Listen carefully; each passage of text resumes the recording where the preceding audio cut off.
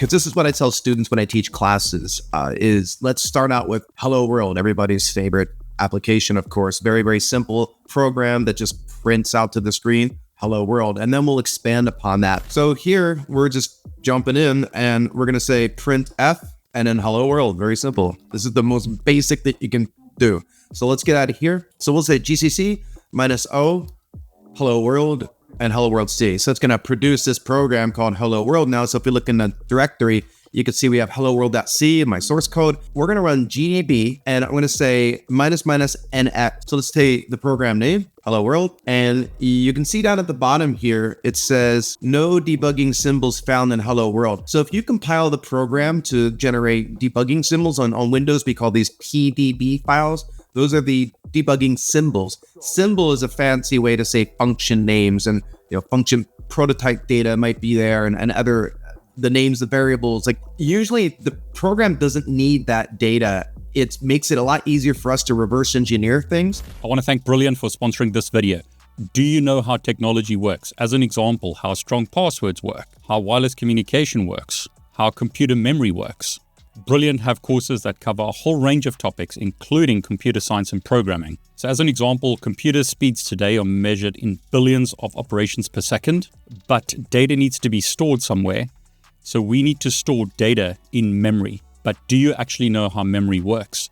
That's what this course teaches you. We take this for granted today, but improvements in memory are one part of why video game graphics are so much more detailed today. Notice 1 kilobyte versus 1000 kilobytes of memory. Now in this course, Brilliant takes you on a journey, and it's very interactive training. So as an example, we're told that signals are carried by wires. Notice as an example here, we can set values on the left and then write that to our memory cell. Now a transistor controls whether the signal is carried through the wire to the capacitor. However, which input is the data and which controls whether the data is written. So notice as an example here, I could set this to 1 and notice B writes the data. Input B is write, input A is data.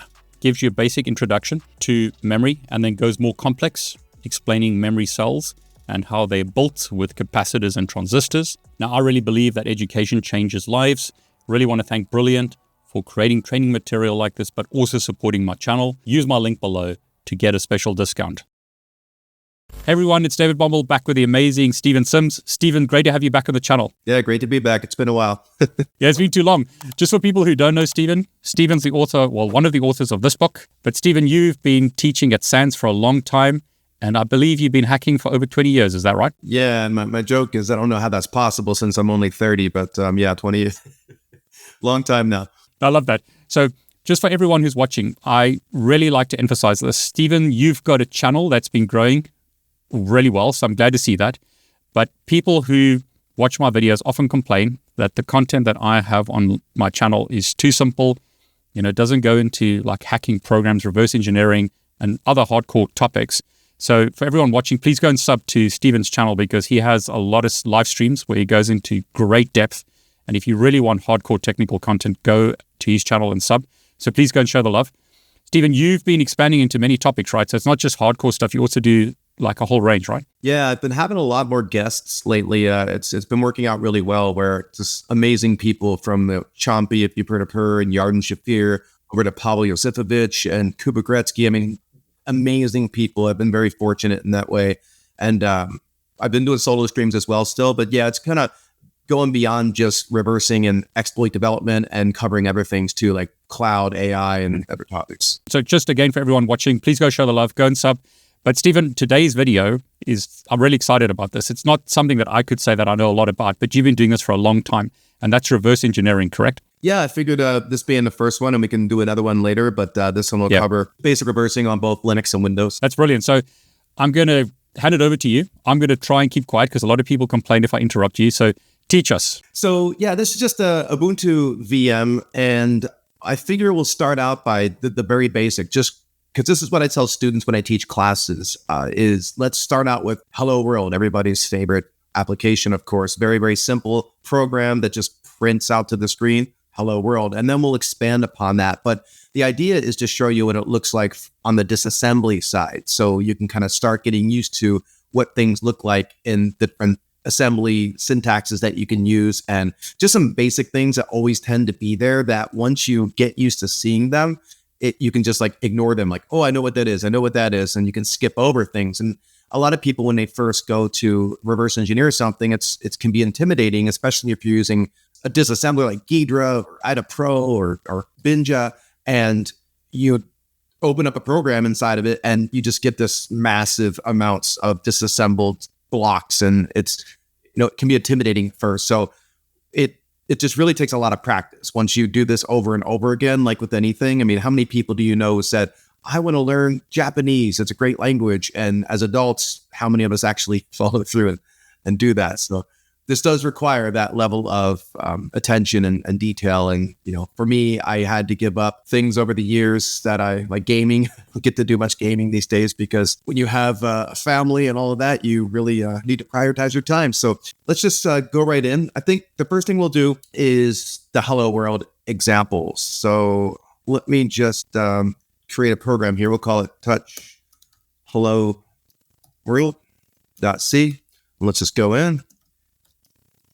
So one of the things, and I don't want to get too much into the C programming language, like basics. That's something that would be another stream that we could do. There's a great resource that a friend and instructor, author of mine at the SANS Institute created. His name's Jonathan Ryder, and he created this basically Introduction to C Programming series. And I believe it's 8 or 9 2-hour workshops, and they're all up there. We can post a link. They're all up there on the site, on the SANS site, and they're free, and all the tools, everything you need is there. And that's a really great primer into learning C. And I know a lot of people are like, well, why don't I care? Why don't I learn about Rust or Python? And obviously those are great languages, but so many of the big applications and operating systems are in C, C++, Objective-C, or straight assembly. So it's really important to know those languages, especially if you're going to be reverse engineering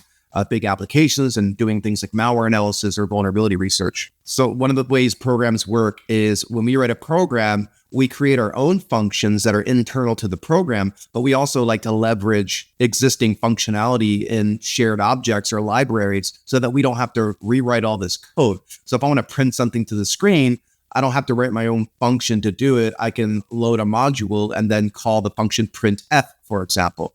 And one of the things you have to do is import the libraries or modules. And when you actually run a program, part of the create process functionality is actually going to map on Linux. We mmap those shared objects into the process address space so that we can then go and link it and utilize that functionality.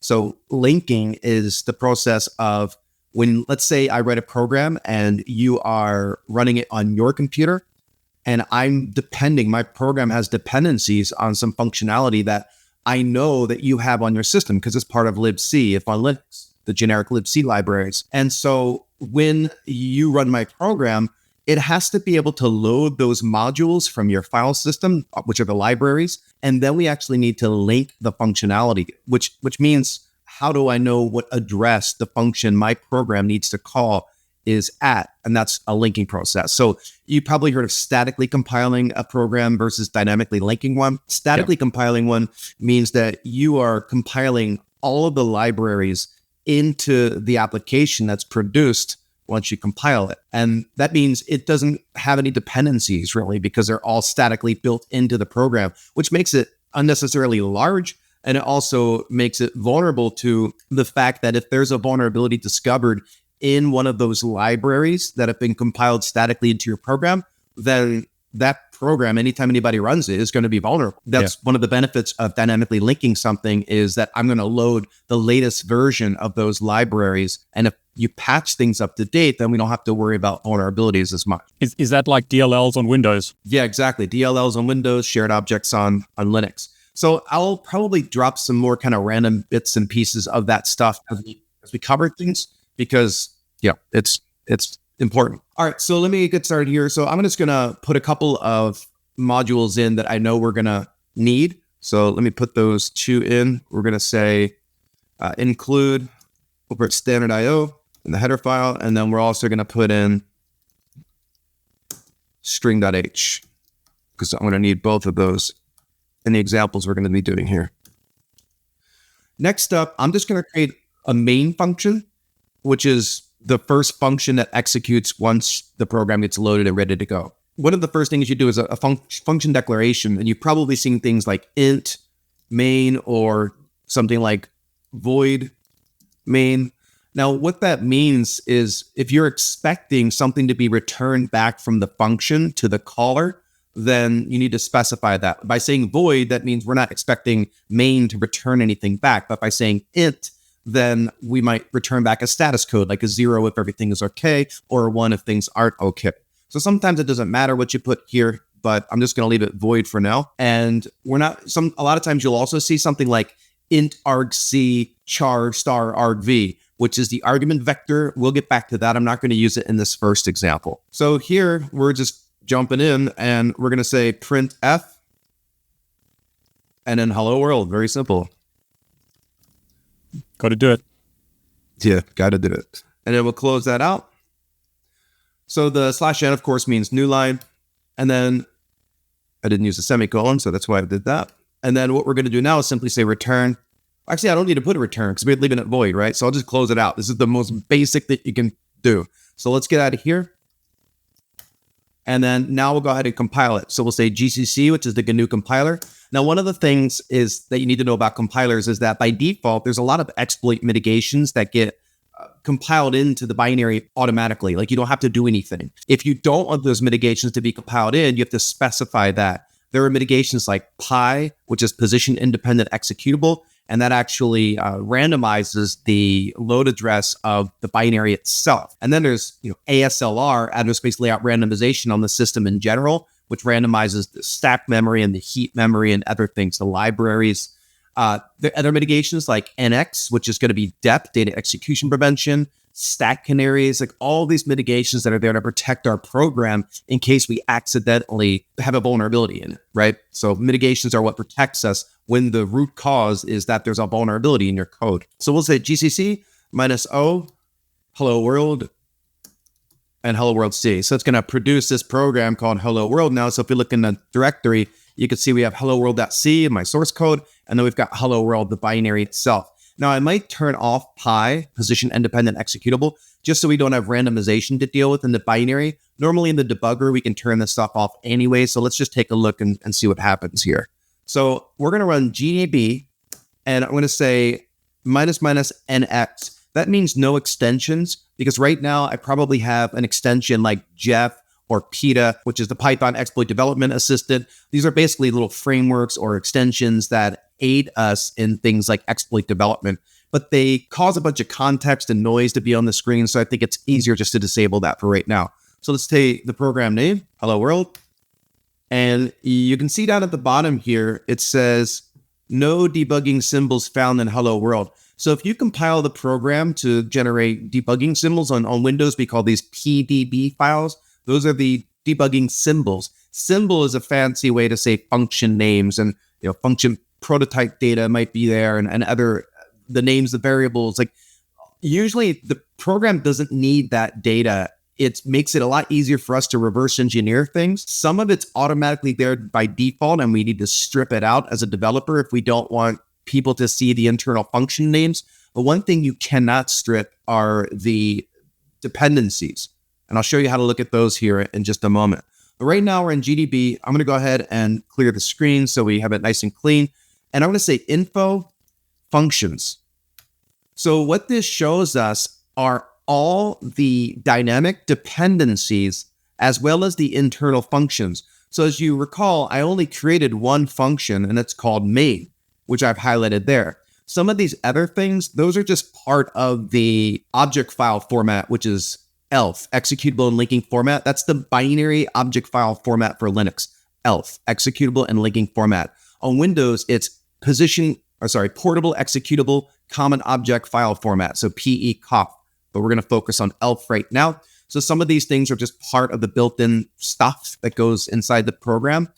And then others, as you see up here, I said printf, right? I said use printf, and look what it did. It changed it to puts. So compilers will make decisions on your behalf sometimes. Sometimes it'll even try and remove a vulnerable function like stir copy and change it to strn copy for you, depending on what compiler options you use. So if you want to force the compiler to do things and not make changes on your behalf, you need to turn off things like optimizations and other things that can help with that. But right now, I'm okay with it being puts, because puts is just puts a string onto the string, just like printf would do. But one thing you might notice is it says @PLT afterward. That means procedure linkage table. So the procedure linkage table is part of the linking functionality on Linux. There's something called the procedure linkage table and the global offset table. Those two things together are what's responsible for linking a function that my program depends on your system having. So like I said earlier, if I don't statically compile, and I didn't here, I expect you on your system to have the library code to have printf, or puts in this case. And if you have that, we link it. So that's what you see PLT for, procedure linkage table. What actually happens from a high level is when you go to call that function for the first time, it calls into the procedure linkage table. For every function that we have a dependency on, it gets an entry inside the procedure linkage table. So for example, and I can show you this in a little bit, puts entry will then have a jump instruction to a pointer inside of its relative entry in the global offset table. And the first time you go to link something, it may not actually be linked. And that means the dynamic linker has to go resolve that symbol and get the address. So a lot of information there. Let's step through some of this as we go forward. But one of the first things you typically want to do when you're reversing a program is looking at what functions are both internal and are dependencies. And if this program is stripped, you wouldn't see a lot of that internal functionality. Let me show you what I mean real quick. So I'm going to drop out of here and I'm going to copy hello world and call it hello world 2. If I say file on hello world, see how it says not stripped right there? Yep. Watch what happens when we do it on hello world 2. It's not stripped, but wait, strip hello world 2. And now if we run that, you can see it says stripped instead of not stripped. What does that mean? Well, like I just showed you, if we take one more quick look here, GDB, NX, hello world, and I say info functions, that's what we just saw before, right? All of this, and you can see the main functions there. If we drop out now, and now we look at hello world 2, and we say info functions, see how there's nothing there except for those two entries. So that's going to make it harder for you to reverse engineer a program, because now we don't have those function names unless we've got the debugging symbols. And those function names are typically really useful because it's the name of what the function does. Like if you see a function called calculator, you can assume it does calculations. Let's go back to the other one that is not stripped. All right, so now that we know what functions are inside, we know there's one called main. So let's say disassemble, and you can tab complete with these commands inside GNU Debugger, and we'll say main. So what we see right here is a very small function, and there's a couple things going on. So this very first instruction, actually these first two instructions, that's something called the procedure prologue. That is the code that's inserted by the compiler based on the calling convention you select that sets up a stack frame. And then at the bottom, it tears down the stack frame. So a stack frame is a little allocation of memory that every single function gets when it's called. So it's used for things like taking in arguments, maybe having a buffer so something gets stored there temporarily, but it's a finite operation because functions are finite, right? You get in, you get out. So it's great that the compiler inserts code that automatically sets up this stack frame and then tears it down when the function's done. One of the very first things that happens when you call a function is that a return pointer gets pushed onto the stack so that when you hit this return instruction at the end, it returns back to the caller where it left off. And I'm sure you've heard of buffer overflows and people wanting to get a hold of that return pointer because then they're able to hijack the code execution. So just for everyone who's watching, we did a video together, Stephen, and I'll link that below where you showed like exactly that in a buffer overflow. That's right. Good call. So that return queue means quad word. That means we're looking at a 64-bit program instead of a 32-bit program. Okay, so here's the important stuff though, right? Like this right here is the prologue. This right here is the epilogue. This NOP is just there probably for spacing. It's a no operation instruction. It doesn't actually do anything. When you execute it, it just advances to the next instruction. Right here is the meat of this function. All it's supposed to do is print to the screen. So you can see this call quad word puts at PLT. That's the function that's actually going to print the data to the screen. But how does it know what to print? Well, this right here is the argument that's being set up and passed to the call instruction. So what we're essentially doing it. And one thing to point out here, if you're looking at this and you're like, why does it look really weird? Yeah, exactly. Because it's AT&T syntax. This is not Intel syntax right now, because by default, GDB uses AT&T. It actually threw me off right now because I'm like, wait, why are we moving what's in RDI to the instruction pointer offset? Like, that didn't make sense. I was like, oh yeah, it's AT&T. So I'm actually going to switch it over to Intel because that's what 99.9% of people use. And that's what pretty much all disassemblers on Linux and Windows default to. So to do that, we just say set disassembly flavor Intel. Now look at the difference when we disassemble that function. See how this instruction here now looks like this. See how it kind of reversed things? This right here was at the beginning, but now it's on the back. So it's a good time to point this out. When you are disassembling, you are basically taking the opcodes, which are the instructions for the computer to execute, the opcodes itself, and you're disassembling them into its mnemonic representation. That's what we're looking at here, is the mnemonic representation. That's the disassembled opcodes. Now, the flavor is whether or not you want to view it in Intel syntax or AT&T syntax. Like I said, Intel is pretty much the default for everyone, but it's a preference. And let me show you how to see the actual opcodes as well, because this will help make a little bit more sense.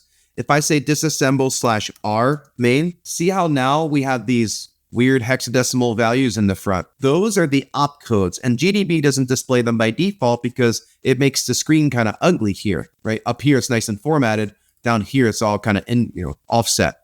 So by saying /R, you're saying I would like to see the opcodes as well. One thing you can notice is that some instructions are only 1 byte. And then the next one is a 3-byte instruction. The next one's longer than that.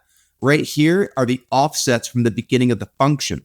So since the first instruction is only 1 byte, that's why we go to offset 1 after that. And that's why we go to offset 4, because the second instruction is 3 bytes. But my point between the flavors is that if we go back here and we change it to AT&T and we run that command again, see how the opcodes are exactly the same regardless of the syntax. It's the way in which it displays the disassembly to you that changes. So it has nothing to do with the opcodes, because that's already the compiled code, assembled code.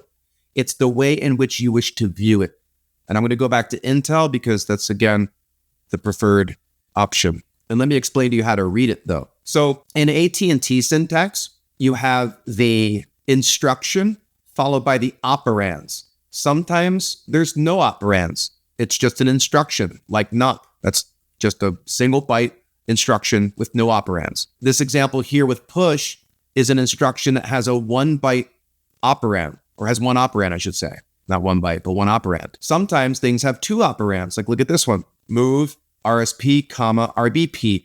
Now, here's the important thing I'm pointing out. At AT&T and Intel, one of the main differences between the two is that the operands are swapped position-wise. So this is AT&T that we're looking at right now. It's what's highlighted. This says move this into that. So move source into destination. If we run that same disassembly in Intel, it's reversed. Move into this, that. So it swaps the source and destination. If you can read one, you can read both. You just got to remember the little differences between the two. Another difference is that in AT&T, you see this % sign there. And down in Intel, there is no % sign. % sign in AT&T means indirect operand. It means what's stored in here. So this instruction says move, or actually copy, the contents of this register into that register. So it's not a cut and paste, it's a copy paste. So now both of those registers would have the same thing. In Intel, we're saying move into this register the contents of that register. But again, copy paste, source and destination are swapped. Sometimes operands have a operand value. Like this example down here, it says RIP, which is the instruction pointer, plus this offset. So that's the operand value. So pick one, stick with it. I would recommend Intel because a lot of tools don't have the option to switch between Intel and AT&T, and you're pretty much stuck with that one. And that's the one that people seem to enjoy more. So let's drop the opcodes and let's take a look again. Let me clear the screen. Is it just historical that there are two versions, or is there like some history there, or is it irrelevant? Yeah, great question. Question is, of course, is it historical? Like, what's the reason behind the two syntaxes? There is a lot of weird things going on back in the day, like in the 80s and the 90s. And there were like Intel and IBM and other players who, there was patents in place and other things that required things like little endian and big endian to be a thing, where that's the position in which things are stored in memory, either normal way or in reverse way, little endian. Similar thing here, Intel and AT&T, these companies had their own preferences in the way in which they did things, and there's forks of those things. So there's a lot of interesting history lessons that happened back in the day. So back here again, one more time, we've got the address over on the left. This is the virtual memory address of the start of this function. This is the offset from the beginning of the function. We saw that some instructions are multiple bytes, some are single bytes. And then we see the instruction followed by the operand or operands, and also sometimes the operand value. So that's kind of the layout you need to get used to. Again, these offsets are important. One of the reasons why these offsets are important, if you ever heard of something called return-oriented programming, in x86 architecture, the instructions are variable length, meaning like you saw, there are 1 byte, 2 byte, 3 byte, all the way up to maybe 15 byte instructions. As where on another architecture like ARM, every instruction is 4 bytes. Unless it's a thumb instruction, then it's 2 bytes. So every single instruction is 4 bytes. That means that things like return-oriented programming is going to be easier on x86 architecture because we can actually index into any offset within an existing instruction. And if we can get control of the instruction pointer and redirect the flow of execution, we can tell it to go in the middle of an existing instruction, and it will interpret those bytes as completely different opcodes. So it's a really cool thing that you can sometimes do. All right, so this, back to here, the argument that's being passed to the puts instruction. All we want to do is print to the screen, right? Puts needs to know what you want it to print to the screen. This instruction here says load the effective address into RDI, whatever's stored at the instruction pointer, plus this offset. So basically an address is going to get loaded into this register, and then the puts function is going to use that register as its argument so it knows what to print out. And a cool thing that we can do is we can actually issue a command to look to see what's at that location. So if we set the breakpoint right here, so I'm going to say, let's break at pointer main plus the offset, which is going to be 4. What this is doing is I'm saying asterisk because I'm saying pointer. If you give it a function name, you can do that. But since I want to go to an offset, I've got to tell it what that is. So I'm saying main plus offset 4, which means it'll break or pause execution when we hit this instruction. So I've set that breakpoint now. And now if we say run, you can see we hit the breakpoint right away. So we are at that location now. Another thing to notice, look at the address here, 1139, and look at the address here. What happened? I didn't compile it as a position independent executable, so things are being randomized. So each time you run this program, the address, the location is going to be randomized to make things less predictable for an attacker. So that's what you're seeing there. If I want to see the instruction where we're at right now, I can say X for examine /I, the instruction at the instruction pointer. RIP does not mean rest in peace. It's the 64-bit instruction pointer. When you see an R on the front, you know it's a 64-bit x86 instruction because R stands for register and then the name of the register. On 32-bit, you would see EIP, which is extended instruction pointer.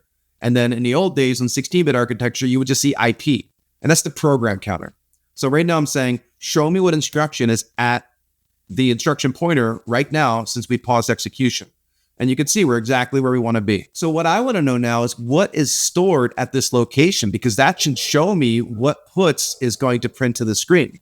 So I'm going to say x/s. That means examine memory as a string, and then I need to pass it a memory address so it knows what to print out. So I'm going to say $RIP plus that offset 0xEC4, and it's empty, which is interesting. I don't know why it's showing me that being the case. RIP plus 0xEC4. So what this should do is actually dereference this location into the RDI register. So it might be a pointer to a pointer. There might be some other things. Let me look at the instruction at that location. x/I, add byte pointer. No, it doesn't seem to be an instruction. So let's go ahead and step one instruction and let the address get loaded here. Now you can see over on the right, this address here. And when we did it, it did not print out that location. So if we take that address and we say x/s 0x 555555556004, it says hello world. So that's the address of the string for hello world is getting loaded into RDI. So then that'll get passed to the puts instruction. So it prints it out to the screen. So that's essentially what's happening. Let's look at the RDI register right now because we haven't let this instruction execute yet. If we say info reg RDI, that's what's stored there now is just literally 1. If I say SI for step 1 instruction, that'll set what's something called the trap flag in the flags register and break immediately at the next instruction or address. And now if we look at RDI, you can see it's got an address. So it changed from being 1 to this address because that's what got loaded. It got dereferenced into. Dereference means go to the address that we're pointing to, take what's stored there and load that into a register in this example. So now this, if you look where we are in the program, we are on the call to the puts function. So puts is going to take RDI, which is stores the address of the string as its argument. So it knows what to print out.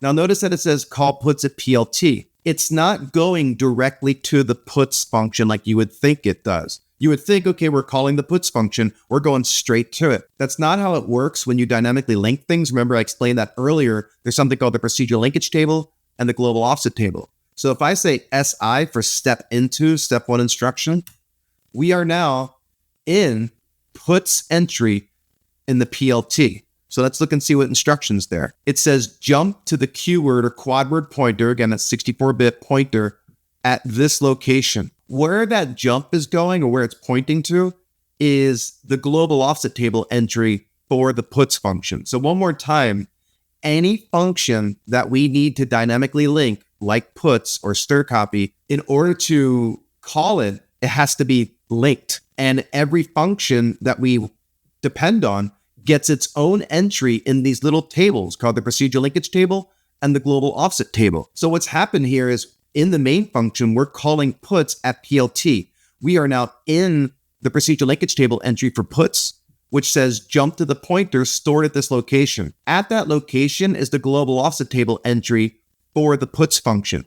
But the thing is, the very first time it's called, it hasn't been linked unless you turn a mitigation called relocation read only on. Since it hasn't been linked, it'll be an indicator that says what is stored at the pointer is not the puts function. You need to link it. Something called the dynamic linker takes the symbol name and it looks it up and then resolves it. It writes the real address of the puts function into the global offset table. So we only have to link once per process invocation. So if we want to see what's stored there, let me see if it'll let me do this.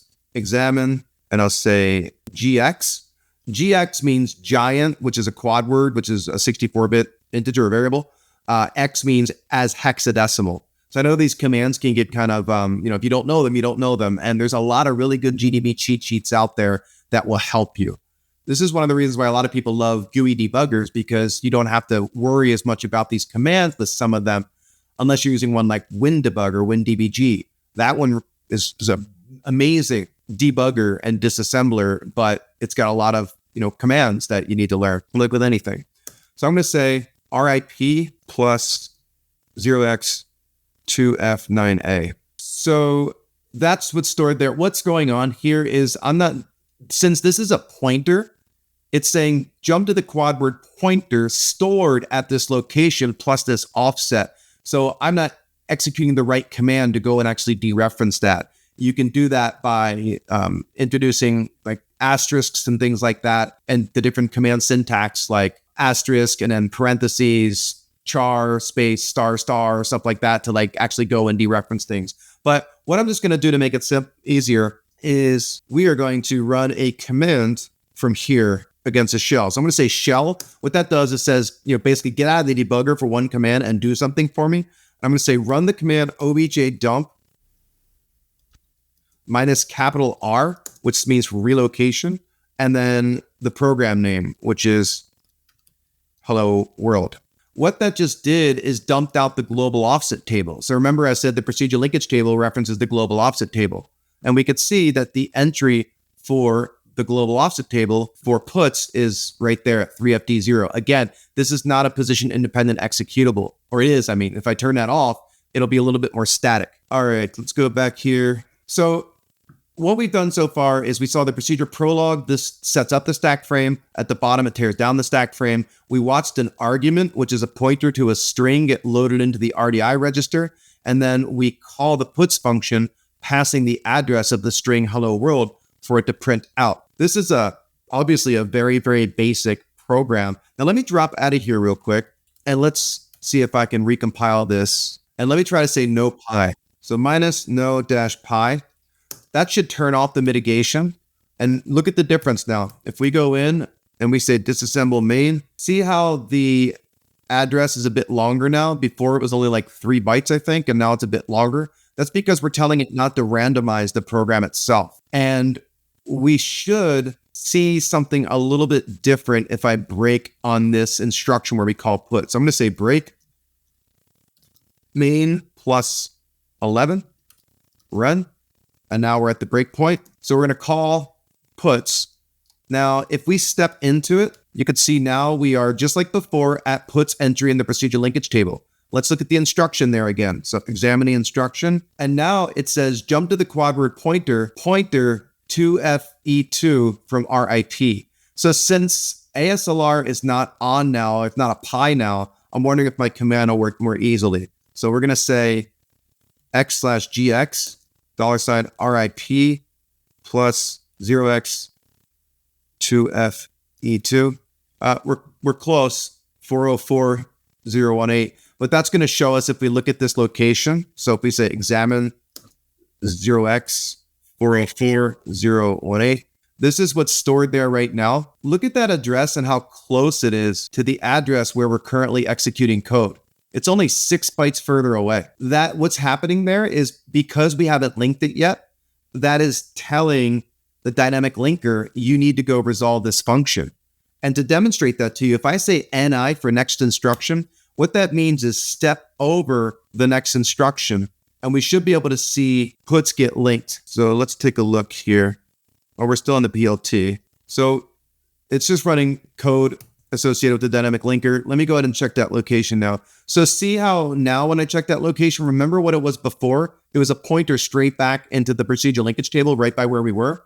And now it's got this address. Now it's been linked. So if we take that address now and we say x/8i, which means examine 8 instructions, 0x 000007FFFF7E51CC0, you could see we are actually inside the puts function now. So it got linked. I know that's not the prettiest thing to look at, but it is kind of interesting. What you just saw is you saw a function that we depend on get linked in runtime. And you saw that when it went to call that function the first time, it hadn't been linked yet.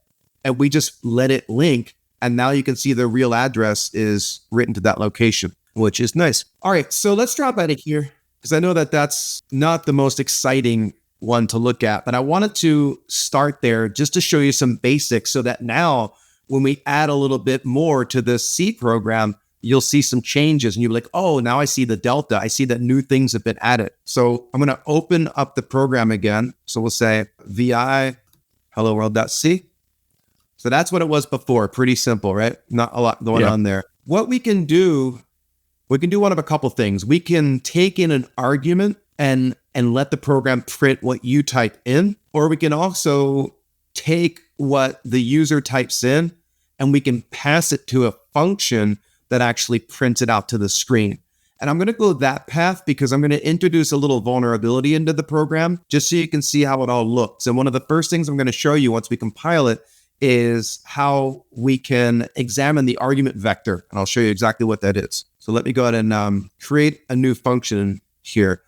I'm going to say int. We're going to call it fake printf is what I'll call it. And then we're saying int because we're going to expect this thing to return something back to the caller. But I'm going to say now char star arg. What this is going to do is take in an argument, a pointer to the argument. It's a character. And we're going to take in a pointer to it so that we can then print it out to the screen with this function instead of the main function.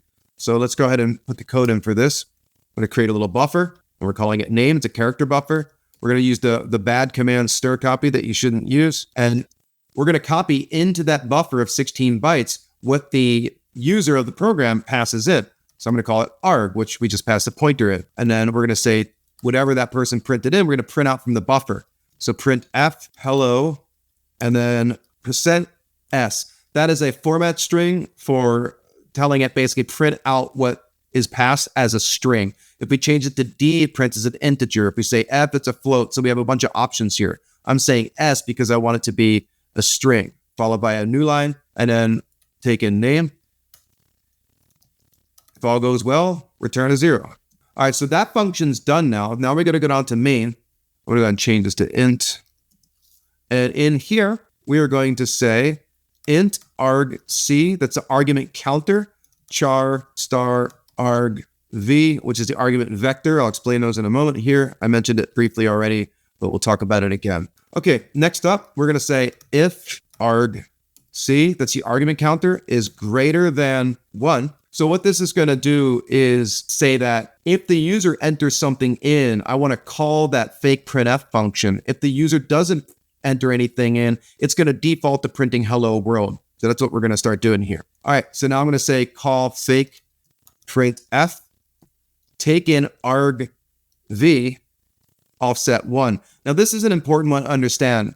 So the argument vector, the argument counter is just a counter. The argument vector, though, it's basically an array of the arguments. The first offset is always going to be the program name. So argv0, index offset 0, is always the program name itself. And if you say ping and you don't enter anything, argv0 is ping.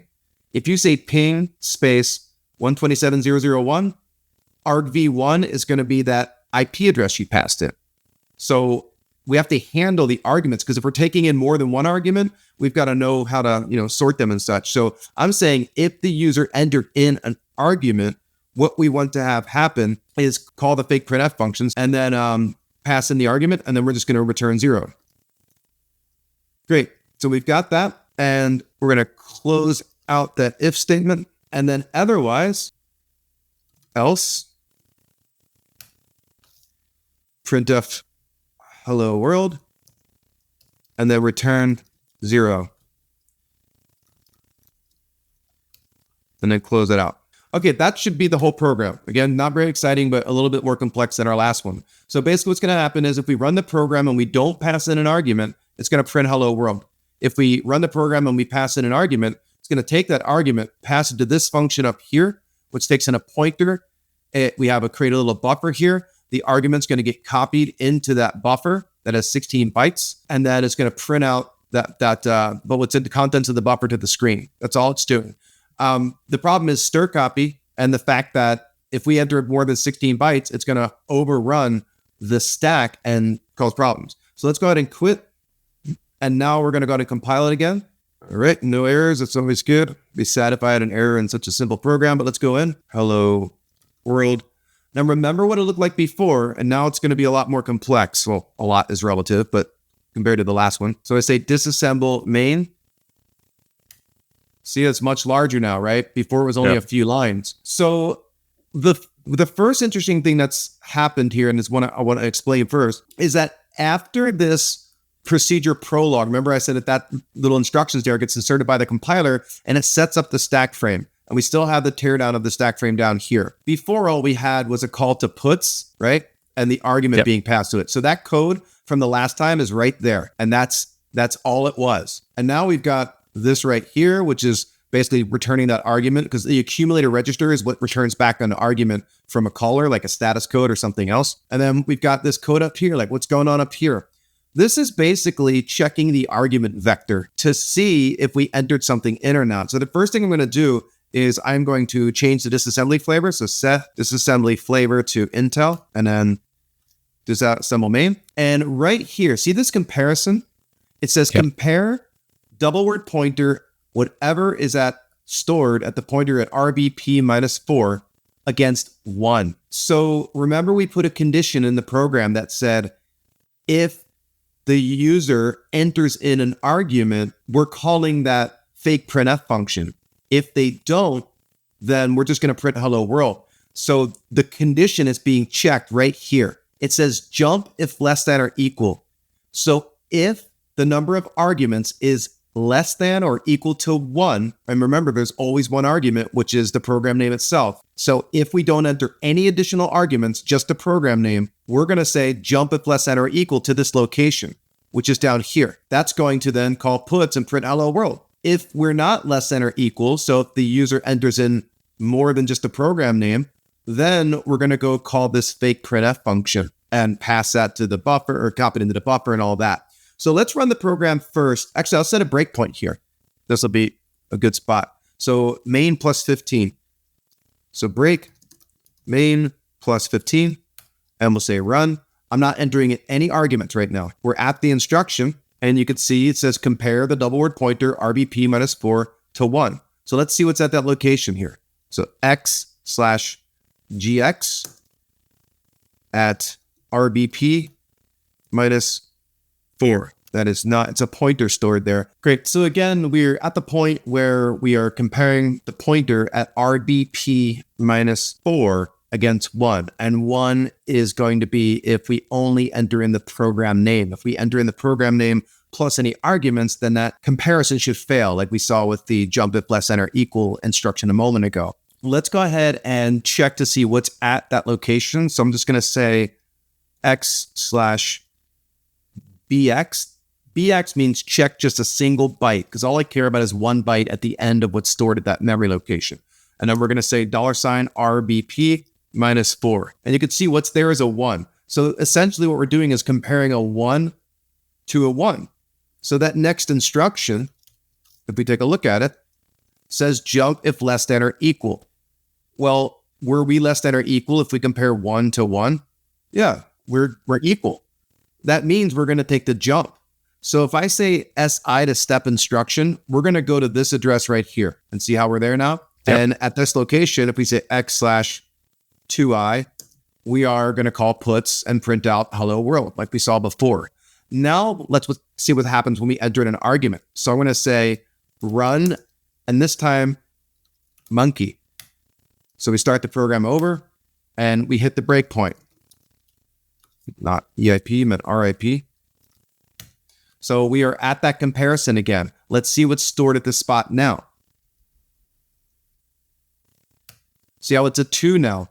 It's a 2 because we added an argument. If we added a third argument, this would be 3. And this comparison now, if we say step instruction, we take a look where we're at, we are not less than or equal to 1. So we're not going to take the jump. So instead of going to this address like we did last time, if I say step instruction, see how we went to the very next address after this one. And now let's take a look at the instructions. x/4i instructions, RIP. So this is moving some things around. And anytime you don't know what an instruction is, just look it up. That's what we all do. And then once you get used to seeing it a bunch, you remember what it does. But all this one is doing is moving into the RAX register. That's the 64-bit accumulator register. Whatever's stored at the pointer at RBP -hex10. And then you can see we're adding 8 bytes to what's stored in RAX. And then we're taking what's stored at that location and dereferencing it into RAX. And then we're moving RAX into RDI. And if we look at some additional instructions here, after that, we're calling fake printf. So all this is doing right there is taking the pointer to the string that we entered in, and it's passing that address to the fake printf function. That's all that code is doing. Because think about that. If If we didn't get that comparison and we're not just going to default print hello world, the function's supposed to take in our argument and print it to the screen. So we're calling a function to do that. We need to pass a pointer to the string that the user passed in. That's all that's going on there. And then so let's go ahead and go into the fake printf function. So we'll say step instruction. Just keep going until we get down to that call. All right. Now we're at the call. So I'll say step into. And now you can see we're inside the fake printf function. So let's disassemble. Now what's happening here? There's the procedure prologue again. That's setting up the stack frame for the called function. This subtraction going on there, this is subtracting hex 30 from the stack pointer. That's allocating a buffer. Because remember, we're going to be copying the data that we entered in, which was monkey, and we're going to be copying that into the buffer using the stir copy function. This right here is likely setting up the stack canary. I'm not 100%, but that's potentially doing that. Let's see what's at the end of this function. Yeah, so see right here where it's XORing what's stored in RCX against this location. That's where if you've ever heard of stack canaries or stack cookies, that's what's going on there. At the beginning up here, it's setting it up and it's writing it onto the stack. So FS is a segment register and it's taking the stored canary that was created during this process and it's writing it onto the stack and it's protecting the buffer. And at the end, before we were allowed to return control to the caller, it's checking to make sure that we didn't corrupt that canary. So pretty neat little check that's added in there. This call to stir copy down here, that's what's actually going to take in the data from the pointer we passed in and copy it into the buffer. One cool thing, and this is something we covered in the other video on buffer overflows, is that you can tell the buffer size just by looking at this instruction here where it says load the effective address, the base pointer minus the buffer size basically into the accumulator register. Because basically stir copy needs to have a destination as to where it's going to copy the data right into the buffer. Yeah. So that's how it's getting it. And so if you remember, if we look at the code again, so if I drop to a shell and we say vim hello world.c, there's our buffer that we created right there. So 16 byte buffer. So if we go back here, you can see we are at 32 bytes. So there's a couple of different things going on here as to why it's not just 16, and then we would see 10 here. The buffer could be larger than just the buffer size of where we're copying our data due to various factors, like other arguments being passed or other functionality in the function itself. Also, 64-bit versus 32-bit, optimization, stack alignment, various factors could be causing things. The canary is there as well. But if we just say continue, let me drop out a show. If we say continue, you can see it says hello monkey because that's what we passed in, right? If we go in and do this again and we say run, and then we use Python. So I'm doing my syntax here to use Python to pass in an argument. All right, Python C- print a times.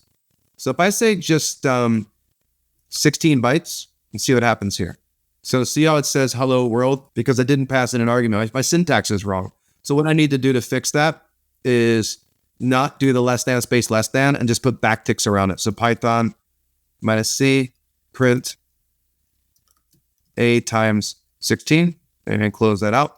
And there you can see it says hello and then my a's, right? What happens if I say a times 32? Now you can see stack smashing detected. That's what caught us right there is that stack canary that I showed you, that little check, because it gets pushed onto the stack to protect the function. Pretty neat little thing there. If we want to compile this actually without stack canaries, just to show you, if I say -fno stack protector, and then we run it, and now we say run, backtick Python -c print a times 32. Now watch what happens. Segmentation fault. It didn't say stack. It didn't say stack protector, stack smashing detected, right? Because we don't have a canary now because I told the compiler not to put one in. And so if you want to see what we would have returned to, we could say x/gx, the stack pointer. And look at that. That's what we would have returned to. If this were a real address, like the address of something that actually exists, then the process would have continued to that location. But since it's an invalid address, the debugger says, I'm not actually going to go to that address. I'll just tell you we're crashing, because if I were to return there, we would have crashed. Let me actually do something now where I want to switch to Windows in a moment. But first, just because I know people always ask about the heap, let's just do a quick process or program that has the heap utilized. And then you can see a heap allocation. And we'll just debug it real quick to see what's different. So let's go ahead and say touch. We'll call it heap.c. And then vim heap.c. I have to include some header files. So include, let's generate standard lib.io, not .io.h. And then include standard IO. Finally, include string.h again. So the only new one is standard lib because I'm going to be using malloc. So int main, we'll just say void. That means we're not passing anything. We're not taking in any arguments as main. And then let's create an integer pointer to the pointer here. Let's get this going here.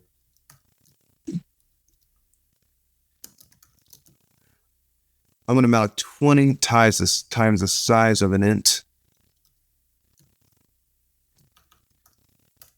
And then if pointer, sorry, it's going to be a moment to code this up real quickly. If print memory success allocated. All right, /n, close that out. And then else, we're going to say memory allocation failed. And you'll see exactly why I'm doing this, what I want to show you here in a moment. All right, that looks good. So what this program is doing, a very, very simple program, it's allocating memory on the heap. And if that allocation is successful, it's going to print successfully allocated. If it fails, it's going to say it failed. Because in a real program, we want to know if an allocation request on the heap is successful or not, because if it fails, we need to handle that. In this case, we're just saying it failed. But just to give you a quick explanation between the stack and the heap, the stack is used, like I said, for finite operations. Like if I create a calculator function and it wants 2 arguments, I say, hey, calc, call calc 4 and 6. And it multiplies those numbers, returns the product back to me and the accumulator register. So racks would return that. And I'd be good. See how that's finite though? I ask this function to do something, it does it, and then it returns control to me. There's no persistence, it doesn't remember anything, it just gives me back what I asked for. What if it's something like I'm in a Chrome browser and I'm viewing a PDF document and I leave that window open for days, I just don't close it? That memory needs to stay in use as long as I want to view that document. So the stack memory is not a good spot for that because it needs to have persistence until I change the URL to something like the Google homepage. I want that memory to stay allocated. And then when I do change URLs, there's got to be code in there to free up all that old memory and recycle it so that we don't waste resources. So in this example, we're just doing a quick allocation. Let me see if it compiles. So let's drop out. And then we're going to say GCC. We'll just turn pi off and that's it. Output, call it heap.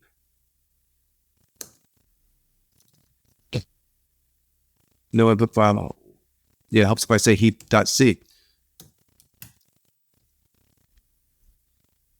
What am I doing wrong here?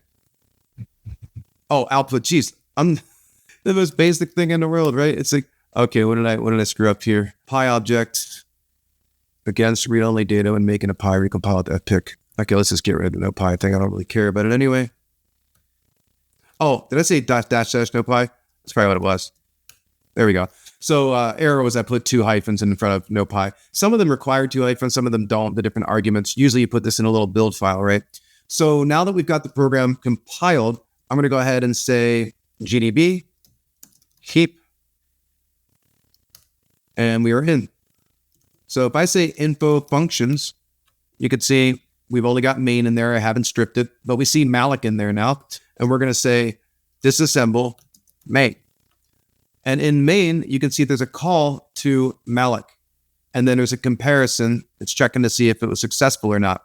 And then it's going to call puts and either say everything was okay or everything was not okay.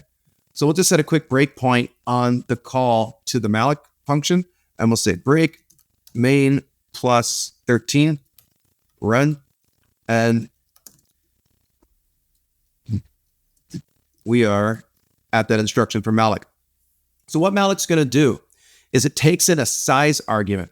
And if we want to know where that size argument is, we can look up here in the disassembly. It's AT&T syntax. You can see we're moving hex 50 into EDI. So that's likely the size argument. And 50 hex, what is that? 16 times 5. It's going to be 80, right? 80 bytes. So if I say info reg, and the register that went into was EDI, you can see 80. Yeah, 80 byte is what we're allocating here. So we're asking malloc for an 80 byte allocation, or hex 50.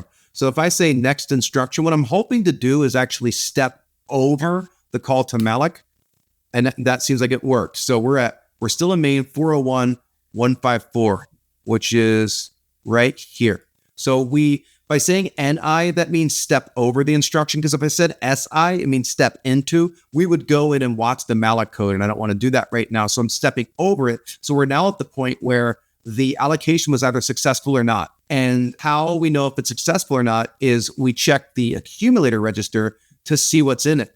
If the accumulator register holds a pointer to a memory location, then we know that it was successful. If the accumulator register holds a 0 or a -1, we know it failed. So let's see what's inside the accumulator register. So info reg racks.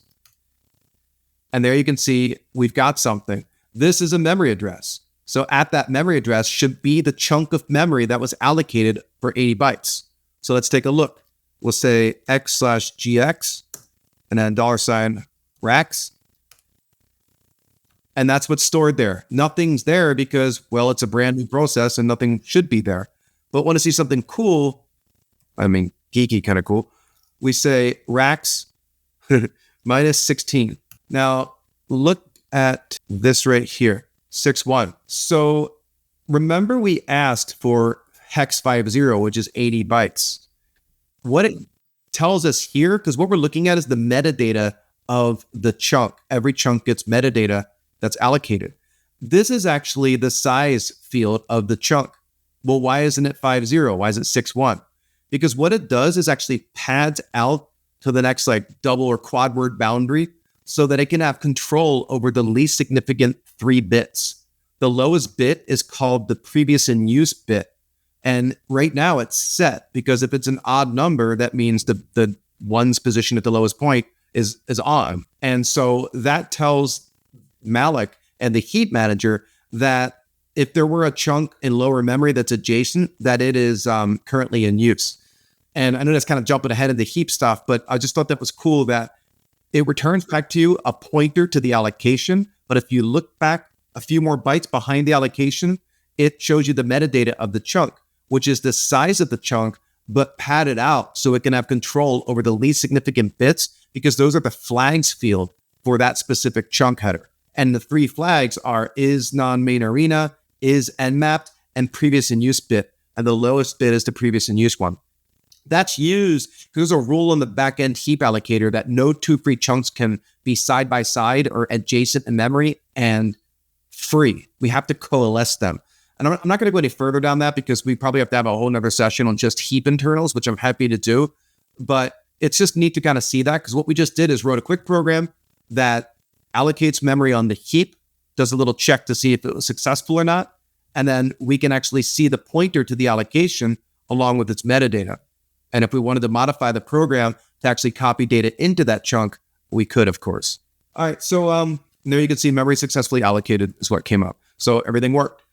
That is, I think, pretty much all I wanted to show you on Linux. I want to show something real quick on Windows, but right before that, let me show you a couple other cool tools or commands you might want to know. One of them is obj dump. That's object dump. What it does, it's a disassembler. So it produces something called a dead listing.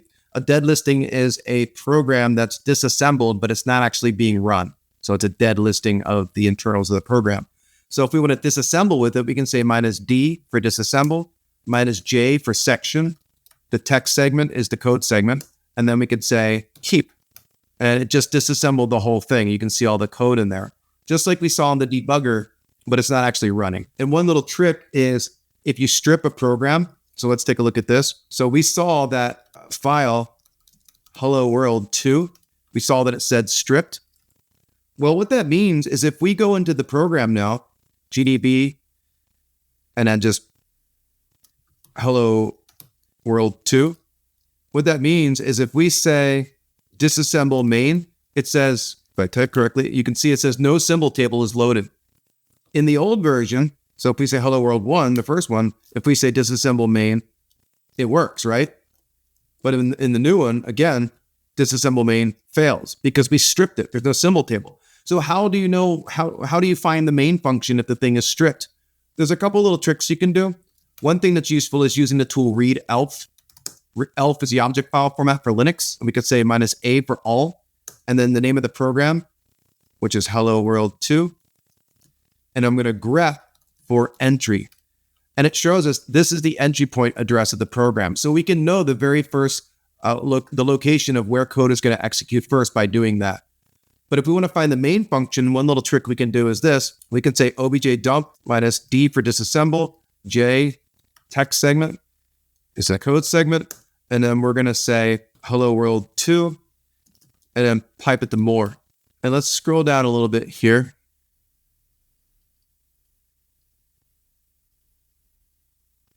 I might have to do a grep here in a moment if it doesn't pop up soon. All right, let's do that again.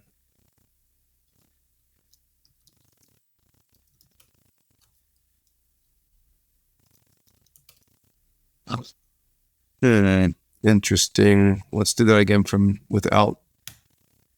So what I'm looking for in here is there's usually a call to libc start main, and you would see a argument being passed. Let me try a different program. I don't know why this one's being odd. Let's try it on the malloc one first. That's what I was looking for. Okay, I don't know what's going on with the other program, but either way, this is what I was looking for. Inside start, there's call quad word pointer libc start main. The very last argument that's passed to this function, which is that guy right there, that's the address of main.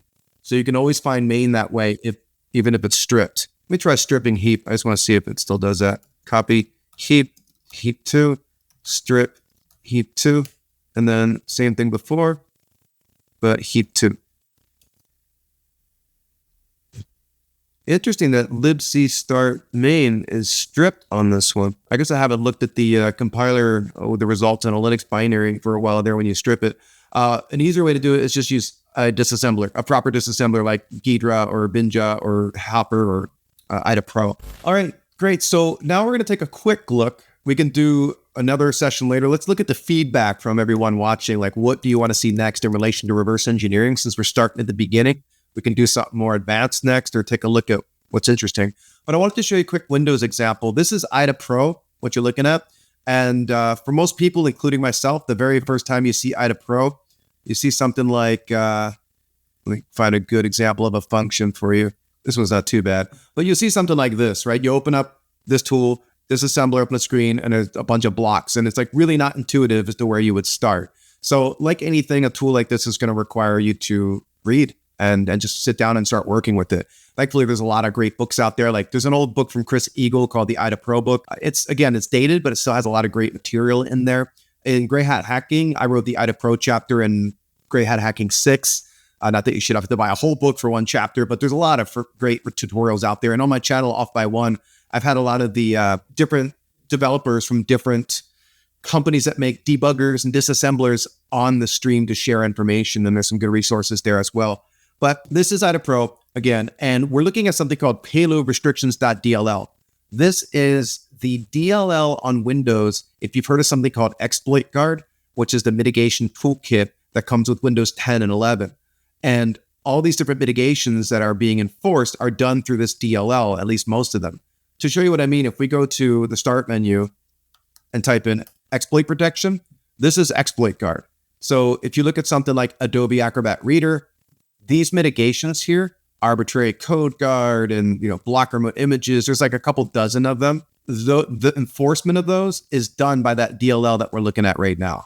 So just so you have context as to what we're looking at. If this is a library that enforces mitigations to try and protect us, a question, of course, might be, well, how do we know how it works and what is it actually doing? Because that's kind of the way you would learn about if there's bypass techniques or if there's ways to avoid it, or just from a defensive perspective, how the enforcement actually works. Like, is it going to break my application? Now, obviously, we don't have time to go through much of this, but I want to show you one example because it lets me show you a really cool website called the Virgilius Project. And if you go over on the left here where it says functions, see how we have all these names? Those are the symbol names. That is not normal.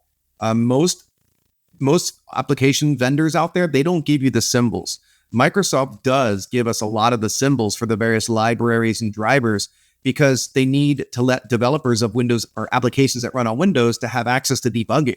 And if the developers didn't know what all these things are, that's going to make life really difficult as a developer. So they don't give us symbols because necessarily that they want us to have them, but because they know that developers do need them. And another example is a lot of the native functionality on Windows, they don't give us symbols for. So it's either not documented or it's documented by people in the public. The other example would be like the Microsoft Office Suite. A lot of those DLLs that come with Office Suite, we don't get the symbols for them because they know that developers don't need those symbols. So either way, you can see the names over here. It says MIT. A lot of them say MIT in the front. That means mitigation library. So mitigation library, and then the name of the actual function itself. So I'm going to find a simple one called check stack pivot. So I know it's kind of small there, but it says mit lib rop check stack pivot. And now we're inside of this function. So what we're essentially looking at is when I said disassemble main or disassemble a function name on GDB, this is graphically dumping it to us. If you hit the space bar in here, it's showing us more of that linear sweep style that we saw on GDB. If we hit the space bar again, it takes us back to this graphical view called recursive descent. And inside, you can see the instructions and all the good things.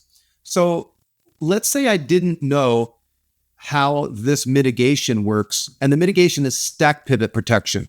If we go back over to exploit guard real quick, validate stack integrity, stack pivot. What we're looking at is the function that enforces this protection. What this protection does is it makes it so if you call what's called a critical function on Windows, and that's a function that is going to enforce like a mitigation or a function that we're going to call to do things like change permissions in memory or allocate memory. Those are sensitive functions. It checks the stack pointer first to make sure that it's pointing in the area where it's supposed to point. Because one of the exploit techniques is to pivot or steal the stack pointer away, point it to another region in memory where it doesn't belong. And the reason why we want to do that is because there are 3 really powerful instructions associated with the stack pointer. That's push, pop, and return. So push something onto the stack, pop something off the stack, or redirect the flow of execution to the address stored on the stack.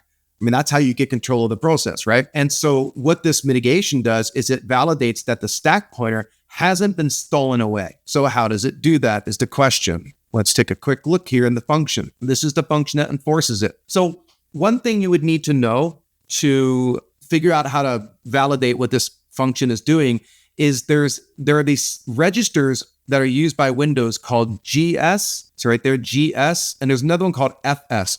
On 32-bit Windows, the FS register is used for this. On 64-bit Windows, it's the GS register.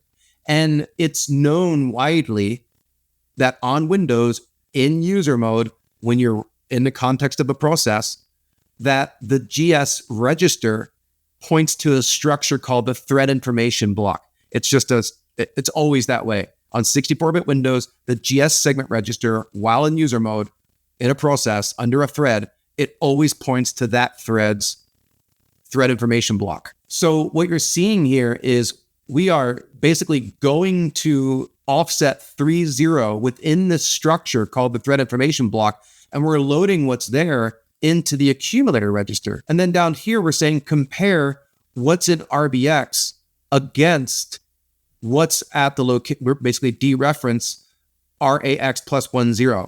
So what does that mean? Here up top, we're loading the address of the thread information block into the accumulator register. Down here, we're saying the square brackets means pointer. It means dereference. Go to what's at the thread information block address plus hex 10 or 16 bytes, whatever is stored there.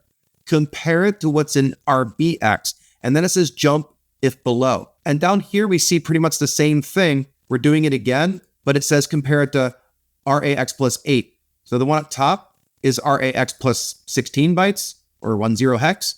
The one at the bottom is 8 bytes. What we need to know, well, what's stored there? Well, if we go and bring up a browser and we go to Virgilius project, this is an amazing project maintained by a couple of folks, I believe, out of Ukraine. And it has every structure on all the different kernel versions. So if you can go to here, 64-bit, it shows you all the Windows versions. Say Windows 10 is what I'm using right now on that VM.